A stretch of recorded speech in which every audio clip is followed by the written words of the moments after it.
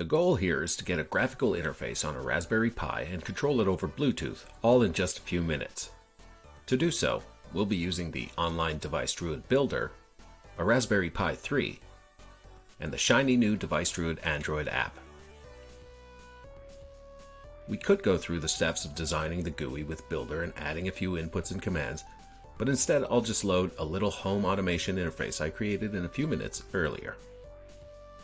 It has graphs and submenus for the basement and second floor rooms, along with various types of controls and track states that will be displayed in the graph views. On the code side, I put in a few simple stubs just to make things more interesting. I filled in a heartbeat function that will return mock values for the temperature with a bit of random jitter to give us some graph output. So now the important thing is to select the Raspberry Pi platform from the list, and then start the code generator.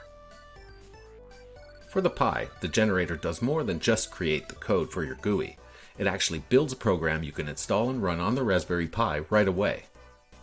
When the project is ready, the downloaded zip file includes the source code as well as a deb package that's ready to install. So I'll send that zip file over to the Raspberry Pi. On the Pi side, we can unzip the file and get at the goodies. The most important file at this point is the Debian package, which can be installed with the standard command. Once that's done, you get a little message indicating that you can run it using a Python module, but for now, I'll just start it plain style with no Python at all. Now that it's running on the Pi, the GUI is available to Druid applications over Bluetooth Low Energy. When you connect, Druid will figure out which commands and inputs are available and present a GUI to allow you to manage the Pi.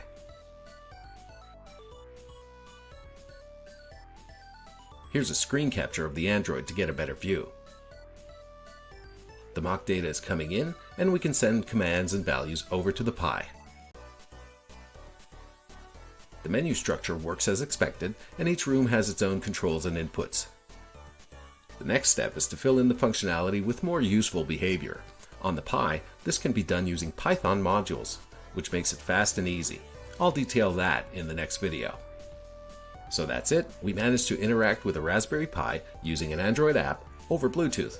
The desktop version of Device Druid offers the same functionality and is available for Windows 10 and Linux and will soon be available on the Pi itself too. Try it out for yourself by heading to devicedruid.com. Enjoy!